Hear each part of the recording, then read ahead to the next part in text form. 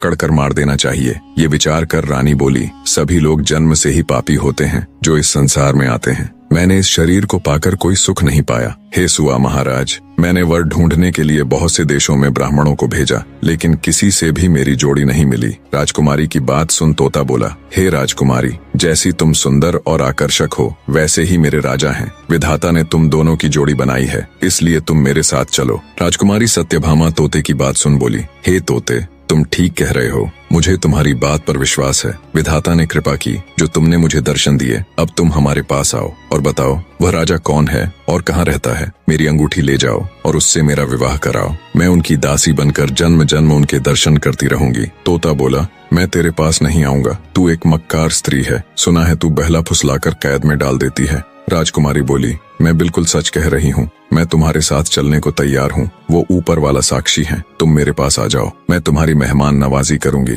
तुम मुझसे क्यों डर रहे हो? मुझे दासी बनाकर अपने साथ ले चलना। राजकुमारी के वचन सुनकर तोते को विश्वास हो गया। वो उड़कर उसके पास चला गया। राजकुमारी ने तुरंत उस तोते को पकड़ लिया और कपट्टी मुस्कान के साथ बोली, हे दासी, जल्दी से छुरी लाओ और इसका सिर काट दो। ये कोई तोता नहीं है, ये तो कोई बड़ा पापी है जो मंत्र तंत्र करके मेरा भेद जानने आया है। तोता अब पछता रहा था कि क्यों उसने राजकुमारी का विश्वास किया। वो बचने की युक्ति सोचने लगा। राजकुमारी के जाल में फंसे तोते को जान के लाले पड़ गए। सोचा, अच्छा भला सब कुछ देख तो लिया था, फिर क्यों खामखां राजकुमारी से फालतू के सवाल जवाब में उलझा। सीधा जाकर राजा को बता देना था, आगे वो जाने या ये राजकुमारी। खामखां पंगे में पैर फंसा दिया। सोचा अब जल्दी से कोई तरकीब लगानी पड़ेगी, नहीं तो ये चंडाल रानी मुझे जीवित नहीं छोड़ेगी। तोता बोला, हे रानी, मेरा नाम हीरामन तोता है, मैं कोई बहरूपिया नहीं हूँ, बल्कि यही मेरा असली रूप है। अगर तुम मुझे छोड़ दोगी तो मैं तुम्हें भी तंत्र और विचार सिखा सकता हूँ। मैं गिरी विश्वनाथ का पक्का चेला हूँ। राजकुमारी बोली, अगर ऐसा है तो जल्दी से मुझे मंत्र बताओ, नहीं तो अभी तुम्हारे पंख नोच डालूंगी। तोता बोला, हे रानी, मंत्र ऐसे सबके सामने नहीं बताए जाते। तुम अपनी दासियों को यहाँ से जाने के लिए कहो, ऐसे सबके सामने मैं तुम्हें मंत्र नहीं सिखा सकता, वो तो कान में बताने की चीज है। तोते की बात मान राजकुमारी ने तुरंत अपनी सभी दासियों को वहाँ से भेज दिया। दासियों के जाने के